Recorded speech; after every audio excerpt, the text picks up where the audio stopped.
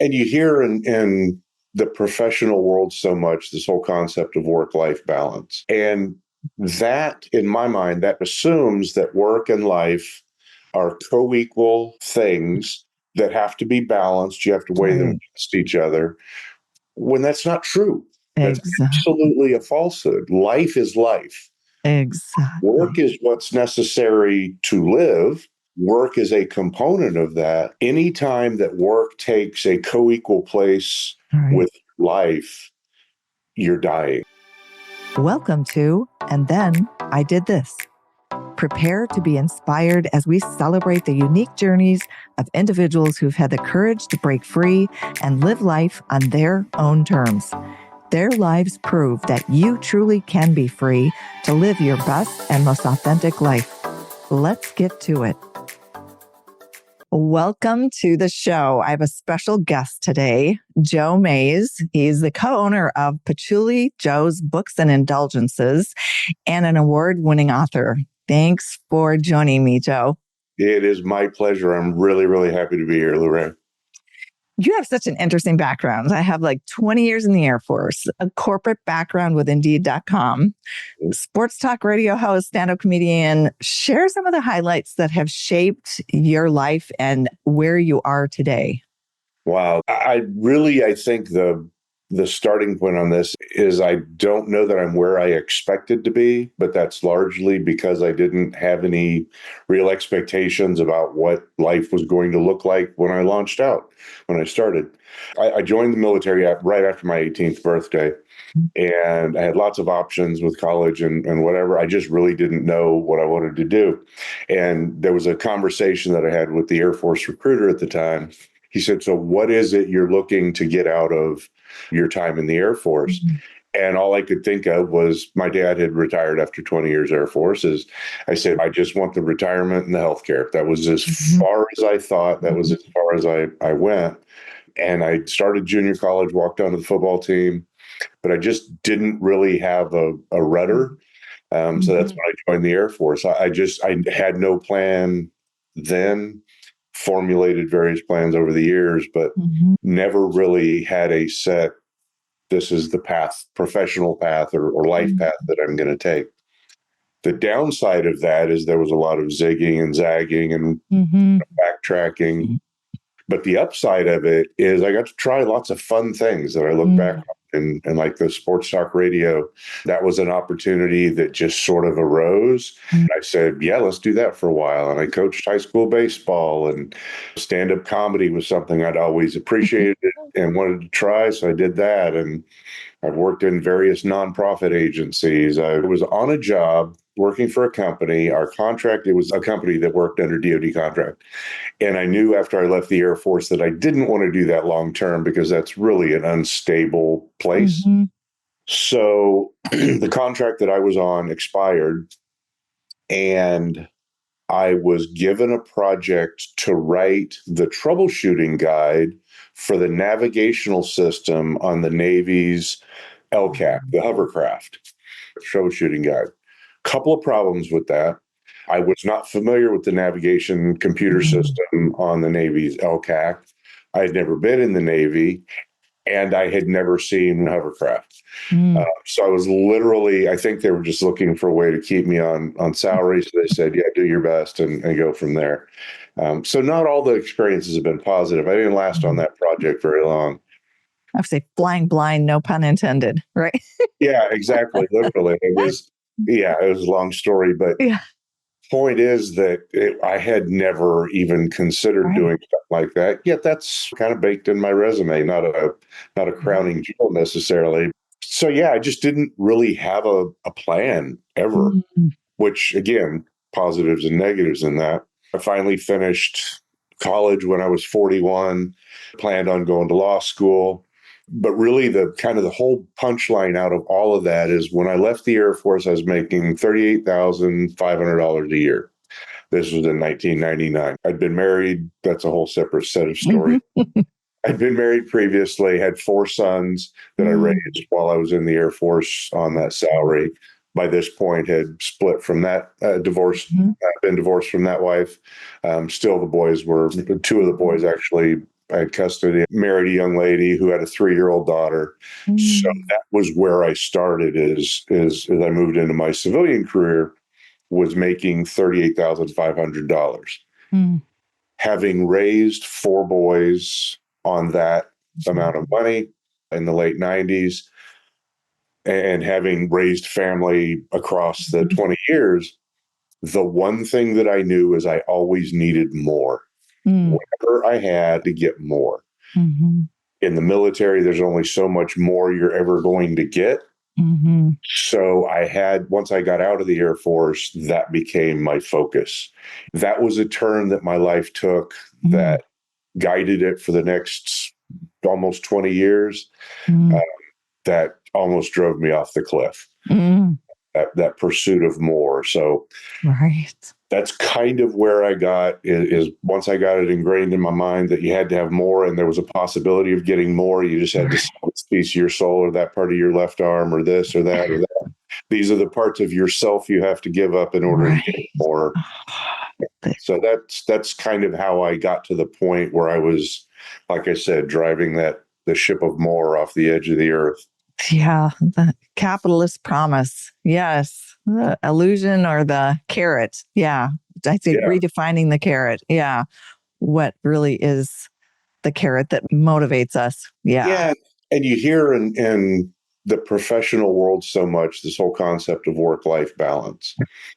And that, in my mind, that assumes that work and life are co-equal things that have to be balanced. You have to weigh them against each other, when that's not true. That's absolutely a falsehood. Life is life.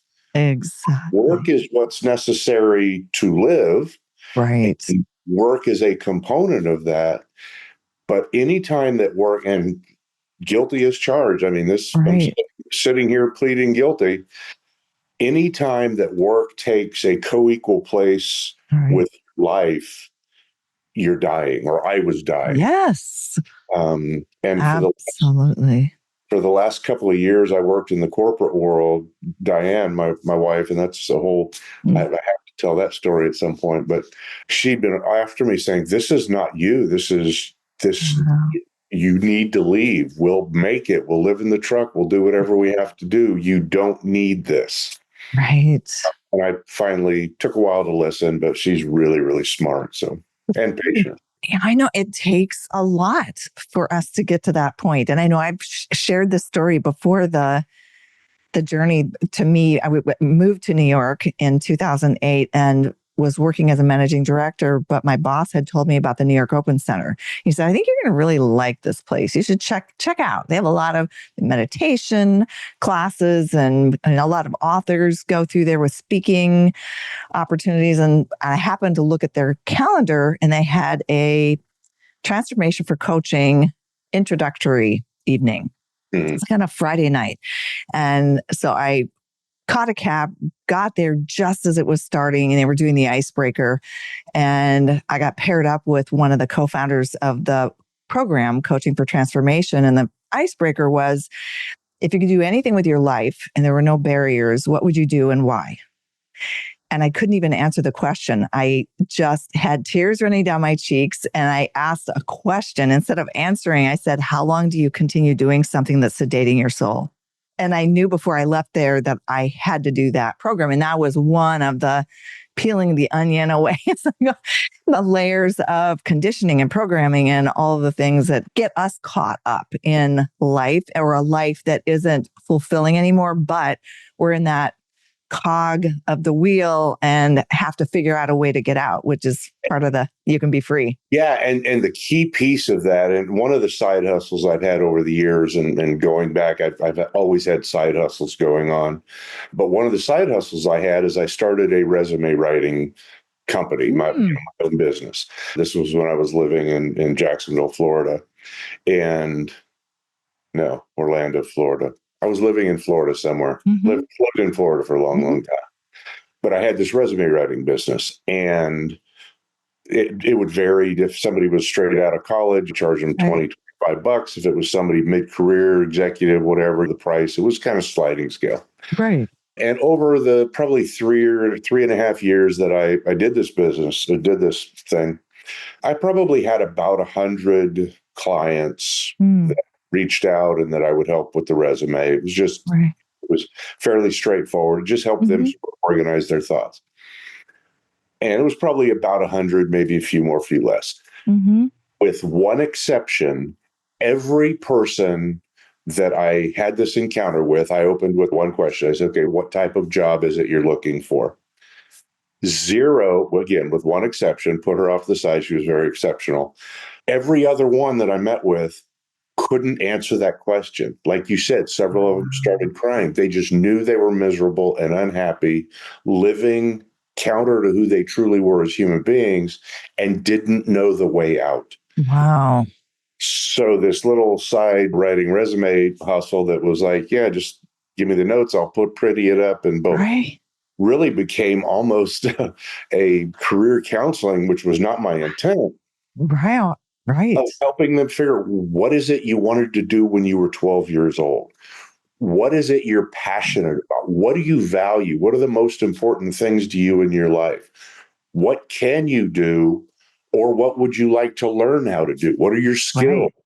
What do you, if you're a spiritual person, what do you believe your purpose on earth is? Right. And helping them gain that clarity on those four facets of their life, their values, their passions, their purpose, and their skills, helped shape a perception of who they were that they had never had that level of clarity on. Right. And again, I don't pretend that that's any sort of deep psychoanalysis, but it was just to gain some clarity. From there, okay, now what kinds of jobs go with that? What kinds Right. of jobs do you think would make you happy or enjoyable? Do you want to work with people? Do you want to work with data?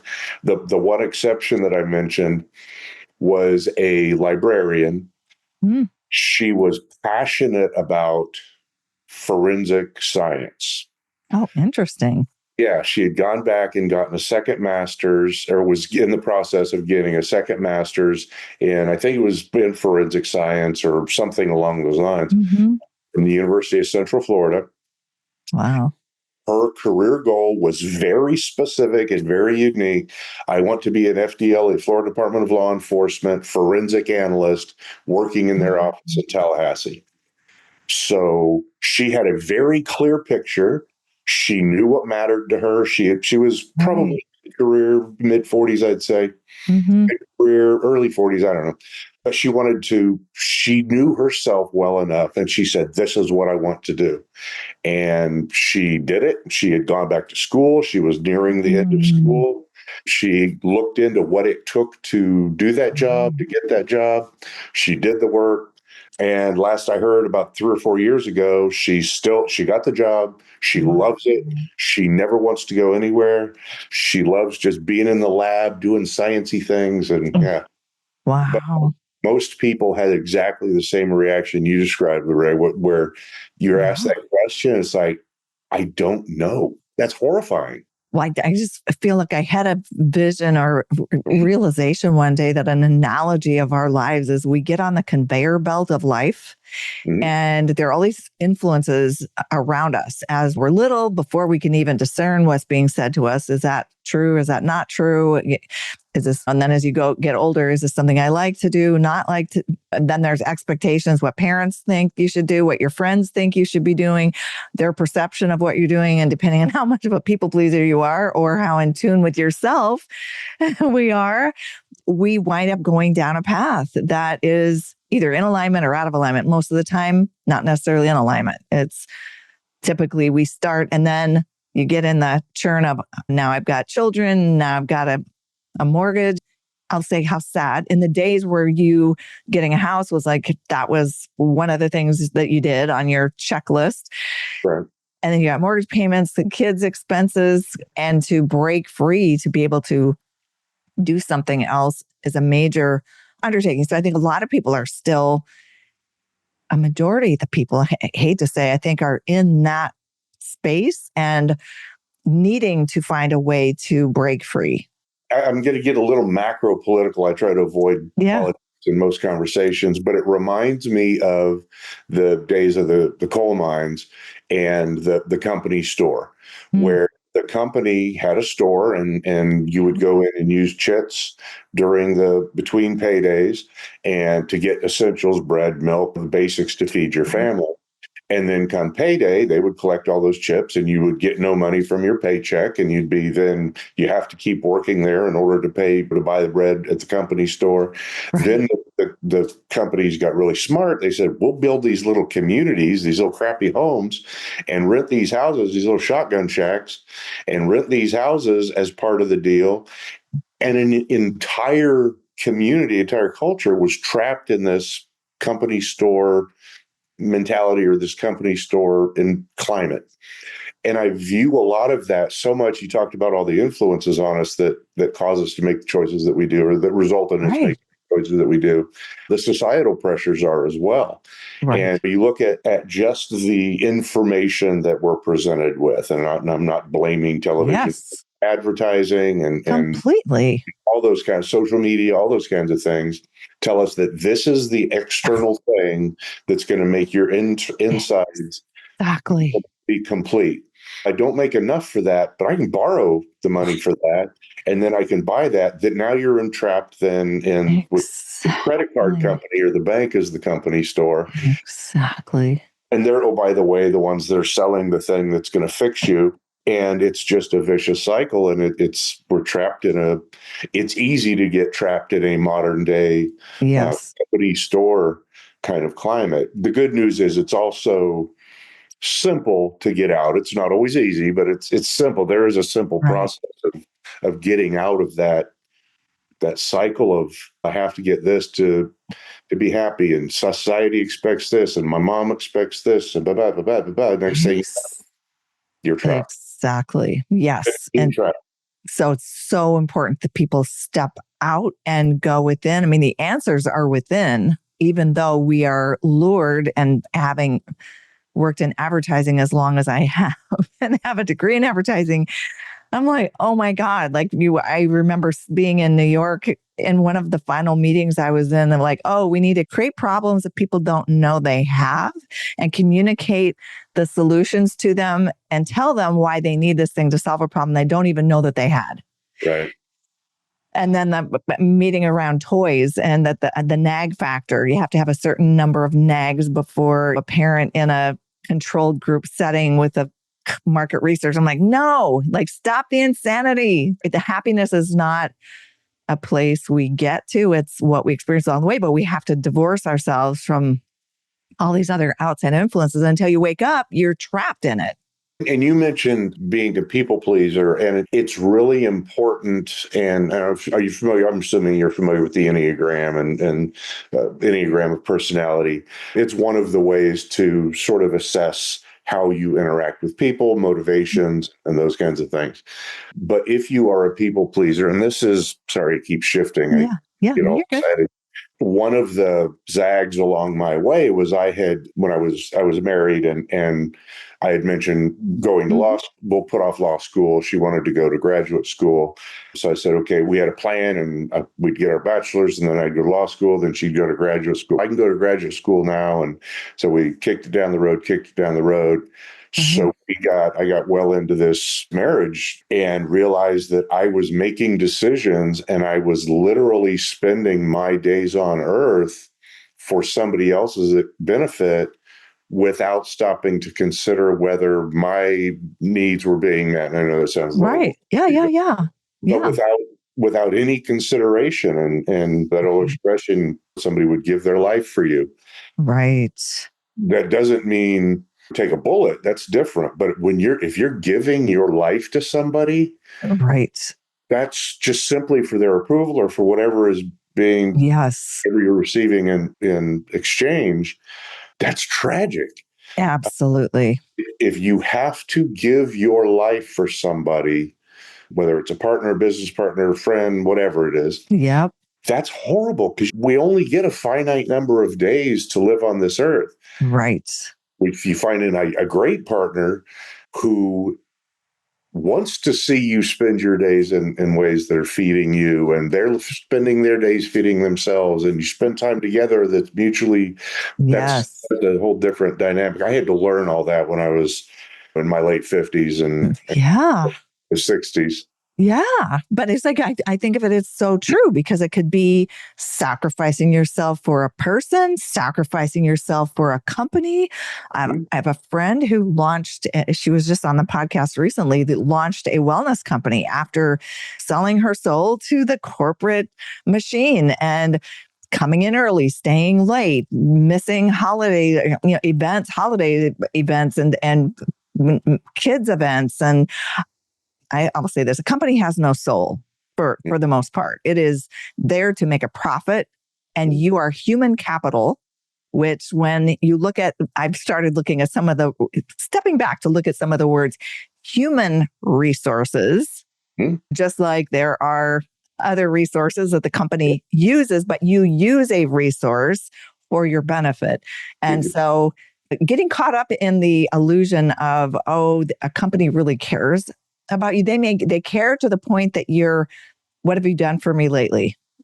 What's the last thing you did to prove why we have you here in a seat? Yeah, That when in the steel industry, you use iron ore is a resource that's right. brought into this machine to create the product. And we are humans can be used. Now, good companies are more mindful about how this, a little more honest, Yes. maybe. But we are the chunks of coal that are going into the Yes. engine of this train. Doesn't matter where the coal wants to go. It doesn't matter whether Right. we're being consumed literally. Our Right. days on earth are being consumed to power a thing that's not ours, not going where we want to go. We're just along for Absolutely. the ride. That is, again, tragic. I've been working on this project for some time, as I mentioned, I think previously. If we live to be 100 years old, that's 36,525 days. Now, the 525, there's math behind that. Yes. You have to trust me on the math. I can show you Mhm. afterwards, but that's 36,525 days. Scrape the first 18 years off when you don't really have a whole lot of Right. control over the decisions, and you're just that's the tax we have to pay to be able to spend the other days. Right. Every day that we're giving to someone else to consume that day on our behalf, not on our behalf, with considering us, not considering us, it's like, wait a minute, shouldn't I get a vote in how my finite number of Mhm. days are spent? Um, Yeah. and again, that's not something that I was taught growing up. I don't know about you. No. It was like, No. you roll your sleeves up and you work hard and you don't cry and you rub dirt on it if you get hurt. Just Mhm. keep going, Keep keep going. going. Yeah. Keep going. Yeah. No, I remember my children's father was in school when I very first was getting into the workforce. And so I started as a service rep at the time with the phone company and the bell system. And when I look back at having to ask for permission to use the bathroom, like that's no different than we indoctrinate kids in school. I mean, I know we're going into our deep into our belief system, but I think it's time that people, which is the whole premise of you can be free. Like you have to think independently, look up, and be okay with saying what that was doesn't make sense. And I want different. Absolutely. And I also think it's important to empower people with the ability or with the knowledge of the difference between suffering and sacrifice. Yes. If we're living in a cycle where we're we living for the weekend. Thank God it's Friday. I get 2 days, and there's oh gosh, I can't remember the comedian. Oh, not Ron Swanson. Nick Offerman has a bit where he talks about we work 5 days a week, and it's thank God it's Friday. I'm going to go spend 2 days getting drunk at the Olive Garden, and because the rest of my life, 5/7 of my life, is so bad that I have to spend that 2/7. But when we get caught up in that cycle of Yes. suffering, just to perpetuate the cycle, Yes. to be that chunk of coal in the engine car, Yep. or be that cog in the machine that benefits somebody else. Yes. That's suffering if there's no way out. Now, Absolutely. Sacrifice is the empowering piece of that. If I'm willing to do this, like, for example, you were talking about raise your hand to go to the bathroom. If you go into a job with the expectation that in order to live the life that I want to live, this is the compromise, the sacrifice that I'm going to have to make. Mm-hmm. It's not compromising my values. It's not compromising things that are truly important to me, Right. not how I'd want to spend my days, but in order to get where how I want to spend my days, Mm-hmm. this is the sacrifice that I need to make. Mm-hmm. I think the biggest difference between those two, the biggest differences are one is the time boxing, sacrifice we can time box. I'm willing to do this for X time. Right. And the other piece is our conscious choice to participate in. Right. If we just get into this cycle of suffering where we hate our boss and hate our job and it's soul sucking, Right. I don't know how to get out, that we haven't made an informed decision to be a part of that. Whereas if we make a sacrifice, that implies, at least in my mind, that I've taken a step back and said, I'm willing to do this for this amount of time in exchange for this thing that I'm going to get. Exactly. And I relate with that so much because that was what I told myself at the end of my executive golden handcuff roles, was that it was funding my future. So I can do this for today because I know where I'm headed. But I also had the list of the people that I aspired to be like.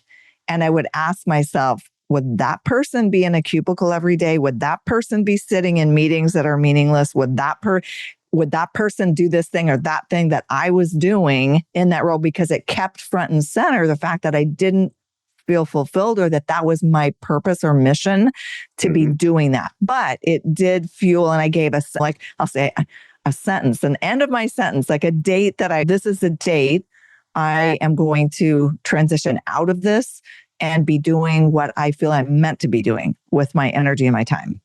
And that goes back to this whole concept of more.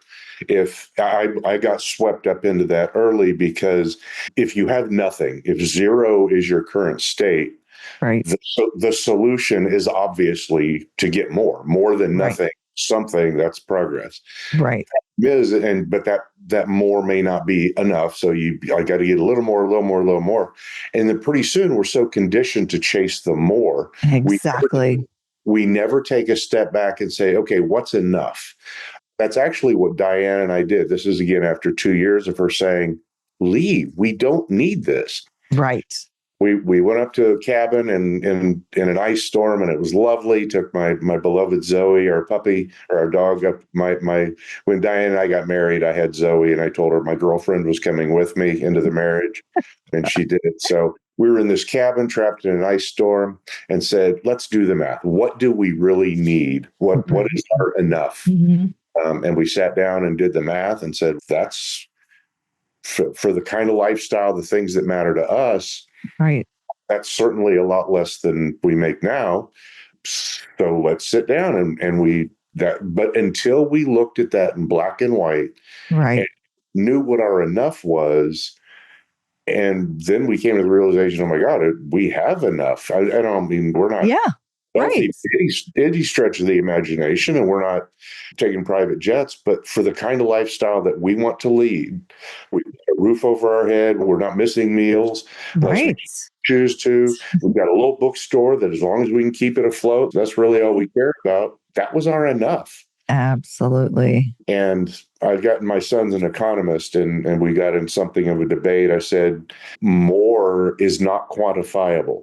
Mathematically, you may be able to say X plus 1 is more than X, therefore you can quantify it. But the point is, you can never reach it, because wherever you're at, if more is the solution, then you've got to get to the next and the next and the next. Absolutely. Whereas enough is more discrete. Yeah. This is what I need. How do I get there? Like you said, you make those choices. You're the end of your sentence. Right. I need to make this sacrifice for this period of time. Then I will have the enough that I need to live the life that I want. Now I choose how I spend my days. Yeah, absolutely. And it's reminding me of something I read the other day that someone wrote on LinkedIn. They said, I have a dirty little secret about some of my super wealthy friends, they're all miserable because once they get this, whatever sum of money that they are aspiring to get, they're afraid of losing it. Yeah. And they're afraid something's going to happen. And one thing that you think is going to be, I've arrived. It's like, it's a mirage. It then becomes and morphs into, oh my God, what if I lose it? What happens if this happens or that happens? So being being in the moment and the reminder that all there ever is now. Like when I read the Power of Now book, it was soon after I had moved back to New York. It was life-changing. I mean, and the crazy part is I had bought that book twice and actually hadn't read it. The first time I sold it on a yard sale without even reading it as I was getting ready to move. And then I was at the Barnes & Noble in Penn Station and saw the book again. And that was the moment that I actually read it. And it was everything about pain bodies and the just the realization that the past is a far off memory. The future is an illusion and something we're projecting that's not even here, that likely won't even happen the way we're thinking it's going to. So all we really have control over is this moment right now and making this the best that it can be. And I'll drop a shameless plug. You can also buy books directly. Go to patchoulijoesbooks.com and you can order The Power of Now right there. They're awesome. I am actually going to put that. I will be putting that in the notes, the show. That was shameless. That was. No, that's cool. But you brought up a really good point, and about people who get this thing and they pursue the more and they say, okay, this is the target I was shooting for. Now I'm going to lose it. And that brings up the other really, really important aspect of ourselves. Again, these are Joe's opinion.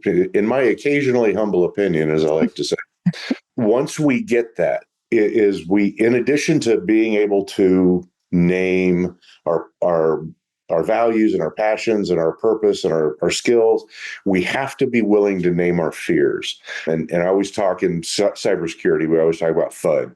Right. That's not the greatest motivator: fear, uncertainty, and doubt. Right. And it's really important because if you get to, and I won't name any names, but I know people who get to that point where they have whatever their X number of dollars needs to be for them to think that they can live comfortably. But then the little fears start creeping in and the doubt. Oh, that's not good. What if this? What if the economy does this? What if that happens? What if stock? What if all these things happen? And this isn't to say that we don't welcome fears into our lives, but we have to name them. For example, I'm afraid of falling off of a very, very tall building. Actually, that's technically not accurate. I'm not afraid of falling off of them. I'm afraid of the landing. Right. I don't have anything to impede my progress. Right. That's probably a reasonably healthy fear. Right. I'm afraid of rattlesnake, being bitten by rattlesnakes. So I don't blindly stick my hand in in Texas, I don't stick my hand down a hole in the ground. But spending time to identify, okay, what are your fears? Right. And then apply that concept of the power of now. Is this a rational fear? Yes, it's rational to not try and run across Interstate 635 in Dallas. That's a rational fear. So that can drive your behavior. But it's when other fears of things that may or may not happen. What's the likelihood? Let's risk analysis and all that. Right. It's so easy to get caught up in fear and doubt and uncertainty being the drivers of our decisions instead of a factor that we evaluate. Yeah. Okay. But again, based on my values and my passions and my purpose and my skills, this is a fear I have or a doubt or an uncertainty. How does that factor into this equation? Okay, that's something I need to take into consideration. I'm not just going to walk off my job and say, oh, the rent will take care of itself when it comes. We've got it's another dimension that allows us to make decisions that allow us to have a vote in how we spend our life. Right, exactly. I missed that day in 6th grade when they taught that, obviously. Or 5th grade. I think, most of us do. I think the other thing that can diffuse the FUD, the fear, uncertainty, doubt, is what's the worst that could happen? Yeah. At the point that we answer that, then it just takes the wind out of the sail, and it either clarifies, okay, so I need to do, or I want to do, or it would be smart to do this and this and this before doing that thing, than to minimize that risk of whatever that worst case scenario. So calling it what it is. Yeah. Really brilliant point. And that is the thing at which Diane is the maestro. She is amazing. Okay, worst case. Let's look at the worst case. Right. How bad is it? Yeah, we counterbalance each other so well. I still, that FUD, and I'm a human Right. being, even though Right. I'm aware of these things and I know Exactly. these things will still creep in. And I've battled depression and then anxiety popped in late in life. So that's been a fun combination. So these fears and doubts Yep. will crop up. And I have to consciously remind myself, and Diane is a great partner in that. She has her own doubts and fears. Right. But the fact that we've both been able to name Right. the ones we have and share them with each other. Exactly. She is so great at saying, okay, worst possible case, what happens? Right. Like, oh yeah. And I always liken it to, imagine that sitting on this little table right here is a little gecko, like the gecko lizard, the gecko, and he's standing on his hind legs, and I shine a flashlight close, I turn off all the lights and shine a flashlight right near him. The shadow on the wall is going to make that gecko look like a dragon. Right. So if I'm not looking directly at what's illuminated, if I'm just looking sort of at the shadows of what yes, it looks like it could be, I'm not looking at the truth. I'm looking at a shady reflection of it. But if I look down, if I shine the light of truth, and we talk about the light, if I bring the light into my world and look at the truth for what it is, yes, I know what I'm battling. Absolutely. I shine a light and it's like, wow, that looks like a hydra from mythology. And I look down and say, oh, in the light, it's a rattlesnake. I may want to move. Right. Exactly. But we don't know it. We don't know until we look in the light. Exactly. Such a good analogy. So the bookstore, tell me, how did you get to zeroing in on the bookstore as your next move? Longish story. If you haven't noticed by now, Lou Ray, I tend to go around. I'm going to paraphrase. Is it all right if I use one minor profane word? Go for it. Not a heavy one. My dad used to say I'd go around my ass to get to my elbow, and I tend to do that when I'm telling stories. Sometimes I'll do it just for fun to see if I could remember where I left off before I start going on the tangents. But the idea of bookstores, I've loved to read from the time I was little. I had an older sister, 6 years older. She would come home from school and teach me what she learned in school that day. So I've been reading since I was really young. Love books, love to read. And late, probably in the 90s, I fell in love. There was a Borders bookstore near where I lived, and that was Saturday evening. I'd go to Borders and just wander around and just not always buy anything, just be there. I loved it. Then I discovered independent bookstores where each one had its own personality, and they were quirky and weird and all these things that I had been hiding for 20 years in the Air Force about myself being quirky and weird. I said, oh, these are a thing. That's possible.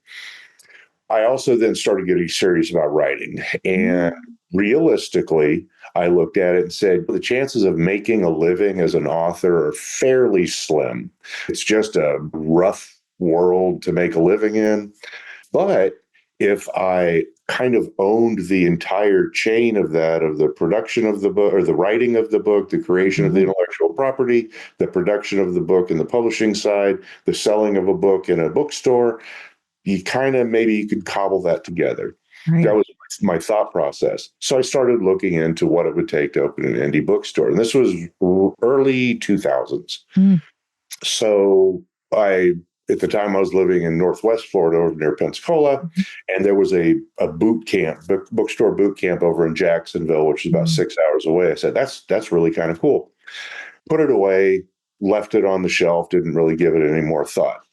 That was probably around 2002. Flash forward a bunch of years, And I had a sort of a restart moment on my 55th birthday. My now ex-wife discovered that she was gay and said, "Yeah, we're going to have a hard time making this marriage work." So she came out on, and then we had to navigate that. So taking a step back, what that did is it was like, okay, I had all these plans. I was within a couple of years of being able to sort of walk away from work and focus on writing and just do that. And that plug got pulled and everything was sort of flushed. And in the immortal words of Chris Christopherson, freedom's just another word for nothing left to lose. And it wasn't quite that melodramatic, but what it did give me is it gave me an opportunity to take a step back and say, where have I been living for someone else? Right. What I have this blank canvas. Mm-hmm. I'm painting my own picture. Right. What's it going to look like? So that really sort of reopened the realm of possibilities on what was possible. Right. Flash forward a short period of time later, and Diane, who we actually met each other as juniors in high school at an air base in Germany in 1977. So if you look on the logo of the shirt, Right. I can't see the picture. If you look on the logo of the shirt, it says established 1977. Right. That's an inside joke Easter egg just for us because we met on this base in 1977. Oh. Her brother was a school teacher and he was my football coach. And my mother at this point was a civilian working on this base. So we were sort of the two civilian kids in this world of military kids, even though my dad had been in the Air Force. Anyway, we stayed in touch briefly after she was only there our junior year. And then we stayed in touch for about a year. And then we lost touch, something with addresses, and we just lost connection. Right. Then flash forward almost 40 years, I'd come out of this marriage and moving on. I had this blank canvas. I had a wonderful therapist at the time. And as we walked through is like, and the thing about Diane and I, we had dated briefly, parted acrimoniously. She blames me fully, and that's probably accurate. I was 15 years old. I was a 15-year-old boy. But the weird thing is then we became friends later. And the one thing I remembered all those years later, and this is a weird thing for a 15-year-old boy to remember, is what a kind soul, what a kind that Diane was. So when we reconnected, I'm coming out of this dark place with the help of a therapist and so on. And then we reconnected, and our friendship is what reconnected. It was rekindled, and that friendship just sort of picked up and off we went. 4 or 5 months later, she had watched, and I'd told her about bookstores would be awesome. I love bookstores and blah, blah, blah. Right. And she watched a show on CBS Sunday morning about Parnassus Books in Nashville, Tennessee. It's owned by Ann Patchett and her business partner, Karen Hayes. I think it's Karen Hayes. I'm going to get her name wrong. She said, "Hey, I just read this. You should check it out." So I did. I reached out to Karen Hayes, to the bookstore. I just blind emailed.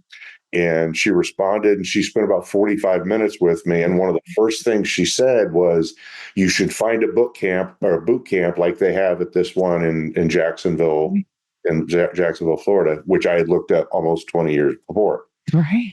So that's really what Diane was, a school teacher. She figured with coming off a school teacher's salary, she wouldn't be able to retire. So all she wanted was there was this cool store on the square in Denton that just smelled good. It was a smelly good store. And her dream was, when she retired from teaching, was she just wanted to sit in the smelly good store and check people out. That was her dream. So I had this dream of a independent bookstore and a smelly good store. And so when we got married in 2018, we shortly thereafter, within a year, we merged those two together. We left Texas, Austin, went to this boot camp, and we brought our smelly good store and our bookstore idea together. And that was where Patchouli Joes came from. How cool is that? What a feel good story. See, round my ass to get to my elbow. I got there. Right. Oh my gosh, Joe, this is so good. What advice would you have for people? I mean, you and I we've been around the racetrack a few times and done a lot of different things. What advice would you give for people who are out there, maybe not happy doing whatever they're doing and not quite sure how to do something else? What advice would you have for them?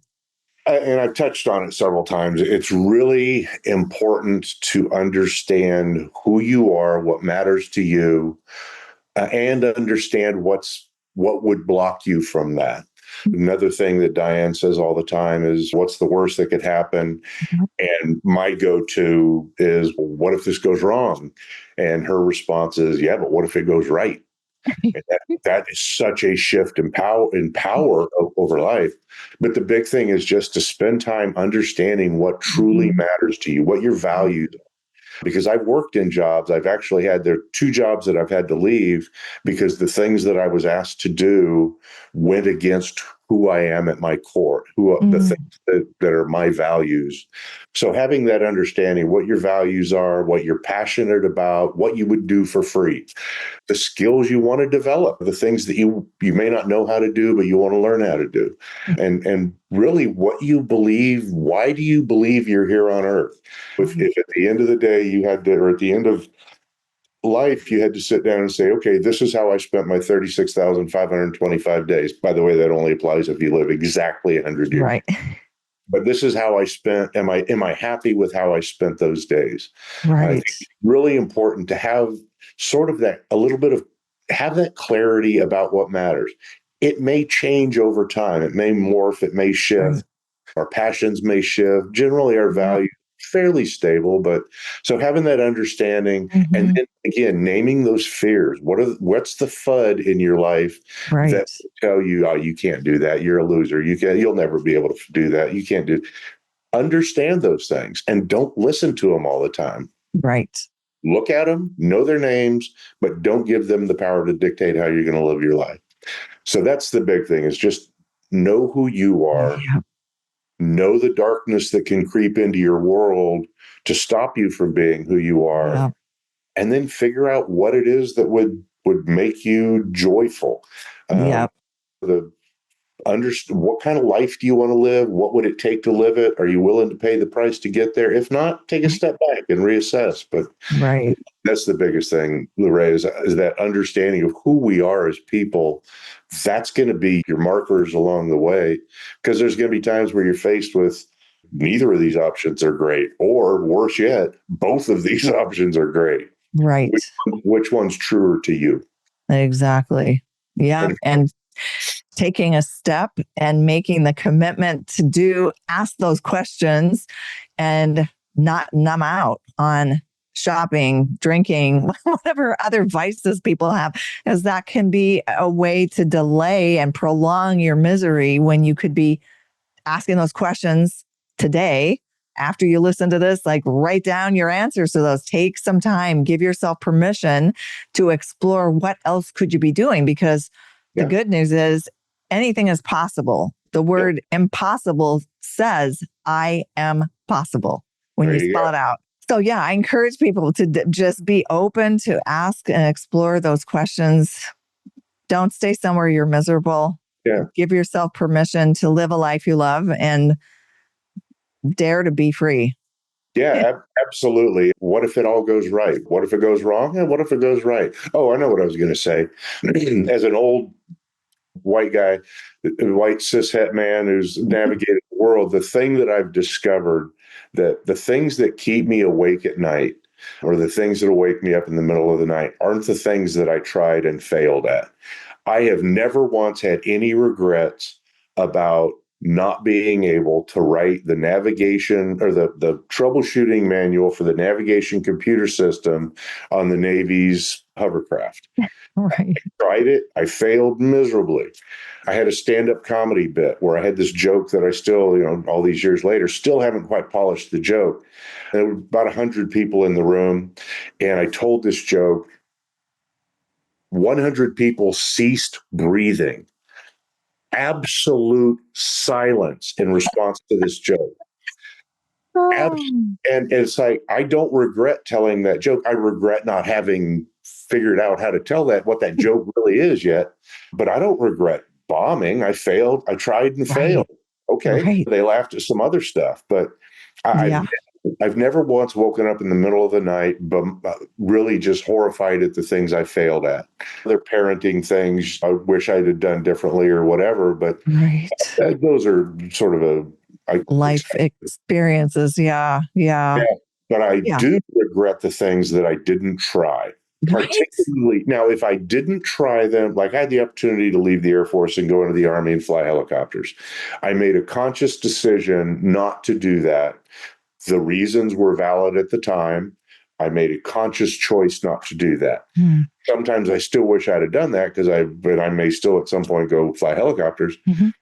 But I don't really regret that because Mhm. I made a conscious choice. There were other things in my life that I didn't do because of fear, uncertainty, and doubt, self-doubt, whatever the case was. Yeah. Those are the things that haunt me. Mhm. You know, I So, played baseball and football when I was younger. I walked away from both of them when I joined the Air Force. And then when I was like 35, had the opportunity to go play baseball for this over 30 league or over 18 league. mhm. Played it. I couldn't walk for 3 days. I was a catcher. I couldn't walk for 3 days, but I kind of got it out of my system. I got an Right. opportunity to say, I can't go back and do that. I walked away. I missed those years. Had to try it with Cincinnati Reds and didn't, make it. Mhm. Tried and failed. Tried and I'm done. I can't do this physically anymore. So I'm at peace with baseball. Right. Football still haunts me because I Mm. walked away. I walked onto the college team and after I saw how big and fast they were, I walked away almost as quickly as I had walked on because I was afraid. Yeah. Yeah. Yeah. Fear entered in. So that's the other bit of advice again, around my back of Yeah. my so the other bit of information or that I'd share is I've never regretted failing, but I do have the things that I do regret are the ones that I didn't try because I was afraid or Right. self-doubt crept in or because nobody believed in me or I needed someone else's validation to try Yeah. it. Those are the things that haunt me. Yeah. Feel the fear and do it anyway. And the other one, I have this plaque that's like, let your faith be bigger than your fear. And just, Absolutely. there's a higher power at work. And if it's meant to succeed, it will happen. And better to try than to not try. So many Yeah. people's greatest fear is public speaking. And when I tell people the story about that stand up, that night doing stand up, and that one joke that I told in my set, where it was met with the crickets stopped breathing, absolute silence in this darkness, just, just nothing. And that is I tell people that and they're horrified by that. I said, oh, you have no idea how emboldening that is, how empowering that level of failure is. There's nothing anybody can do to me yeah, Oh, yeah, fall on your face, do something bizarre, do something just because you want to. And if you right. fall on your face and you fail miserably at it, you got a hell of a story to tell. Exactly. And you just keep going. Yeah. Yeah. Oh, Joe, thank you so much. This was so great. It's my pleasure, Lou Ray. Thank you so much for having me on. This is something obviously I'm very passionate about. So I really Yeah. appreciate the opportunity to talk about it. Uh, Yeah. yeah, and happy to help any way I can. Awesome. And that's a wrap on another episode of And Then I Did This, celebrating the lives of those who've walked away from the beaten path to pursue work and a life that nourishes their soul. If you're feeling inspired and ready to explore your own path to freedom, check out youcanbefree.life, where you'll find resources and support to help you break free and live life on your own terms. See you next time.